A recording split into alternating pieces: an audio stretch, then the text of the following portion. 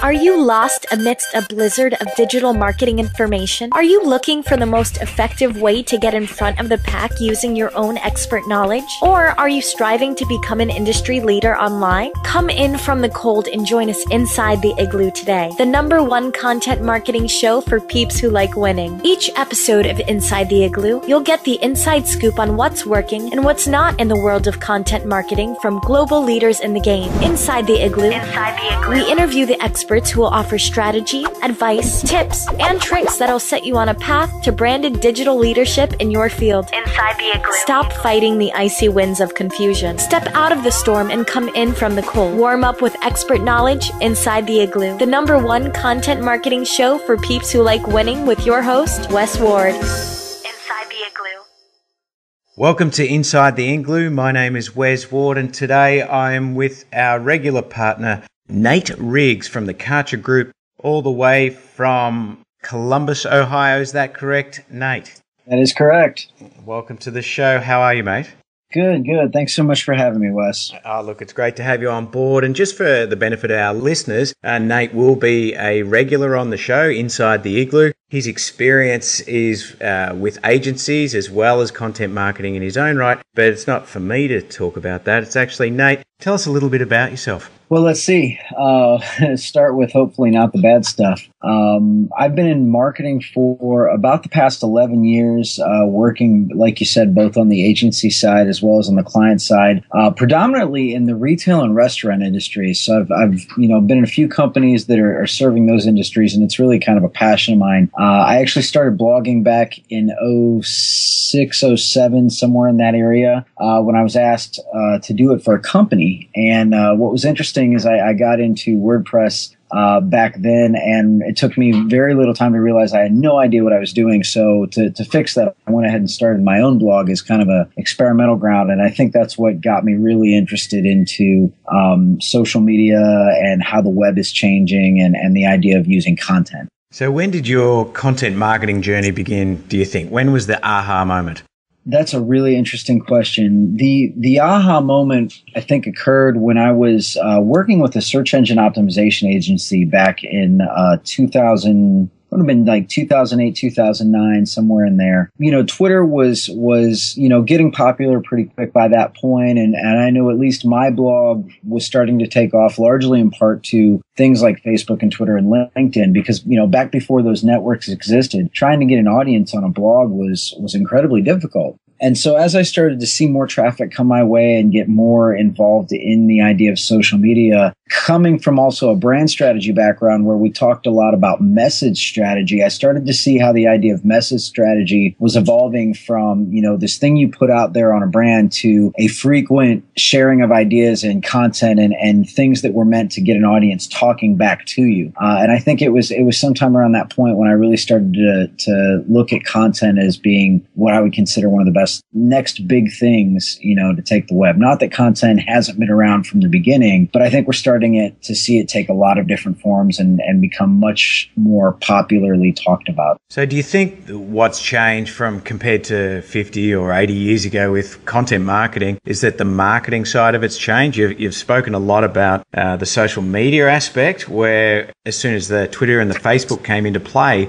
you could get your message or your content out there. Do you think it's more that's the marketing side of it? No, I think, it's interesting because I think the marketing side of content is exactly what marketing always has been. Where are you going to place things? How are you going to price things? How are you going to get the word out there and get attention to your content? And I think that's a big, one of the debates right now is you use the word content marketing. Is it about using content for marketing, or is it about creating content and marketing that content? And I think the answer is both. What's interesting, though, is I look at what is now content marketing is much more, a lot of people compare it to a publishing type of an industry. And I think while that is true to some respect, to me, it's much more about programming, the same type of programming that you would see in broadcast media, where, there's almost episodic type of content out there that keeps humans coming back to make sure that they're getting each week's update or the daily update. And that's where I really see the future of content marketing going is much more along the lines of programming. Because if you think about it, the internet is just the third largest media channel in the world,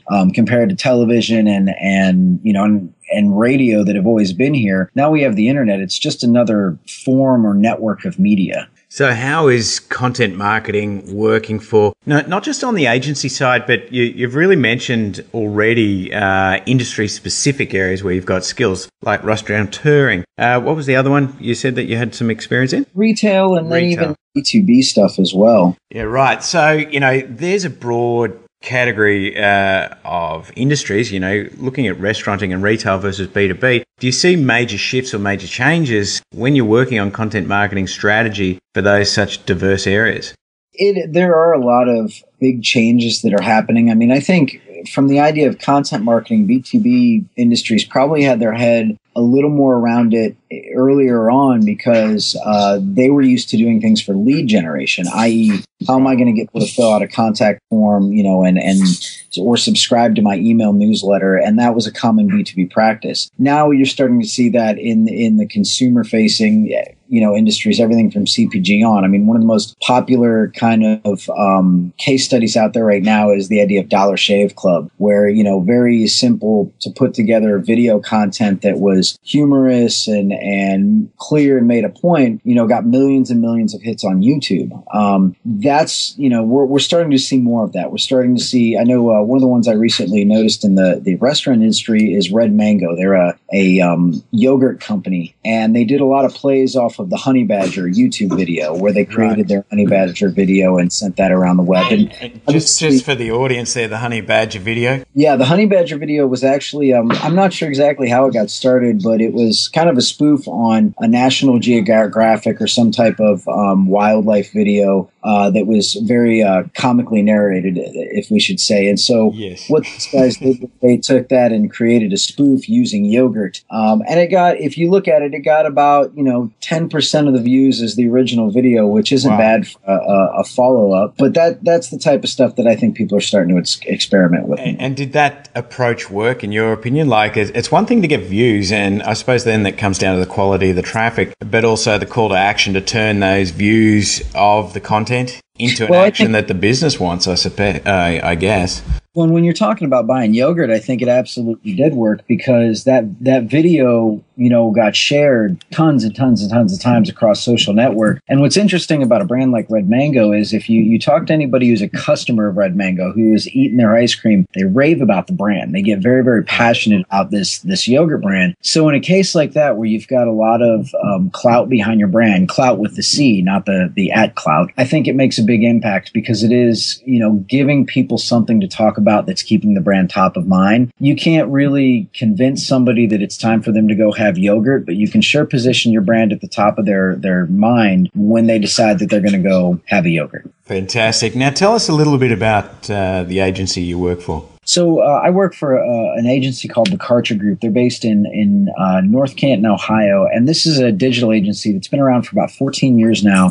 Survived everything from, came in on the very, very late end of the .com fiasco early on, and then survived everything that's come through the economy in the past few years. So it's a good group. We do full service digital marketing, and that's everything from hosting environments all the way through content marketing, social media strategy, email marketing, and the whole 9 yards in between. Fantastic. Now, I know you're on a bit of a tight schedule today, so I'll finish just with one last question. What's your tip or guess or bet on where things are going to move in the next 12 months and the next 5 years in content marketing? It's a really interesting question. And I think, I heard Jay Baer say something or in a presentation he did at a restaurant conference in the last couple of weeks that really is stuck in my head. And one of the things he mentions is that Siri is somewhat of a Google killer in terms of search. So Apple comes out with Siri, and it's basically jumping written search. And if you look at search engines in general, everything is changing about every single search engine. So this week we've seen major changes in the shift to in edge rank for Facebook. Obviously, Google's algorithm is now indexing social signals. And if you're logged into something like Chrome or Google Plus or Gmail, you're going to get potentially different search results than if you were logged out. So I think what that means for content marketers is that it's going to get increasingly difficult in the next couple of years to get your content found, because obviously it's very highly competitive right now. And even brands that were putting out very, very frequent amounts of content found that really hard to stay on board. So all of these algorithms are changing to change the way that we discover the content. And I think that's really, I'm not sure where it's going yet, but that's really going to be a trend that marketers are going to have to pay attention to as they move forward with content marketing. Excellent. All right, Nate Riggs, thank you very much for your time inside the Igloo today. We'll catch up with you in further episodes, but I think it's time to go back and enjoy your son's 6th birthday. Well, thank you very much, Wes. Thanks for having me. All the best. Bye for now. You've just been Inside the Igloo, the #1 content marketing show for peeps that like winning, with your host, Wes Ward. For more information about leading your market online, visit Content Igloo at www.contentigloo.com.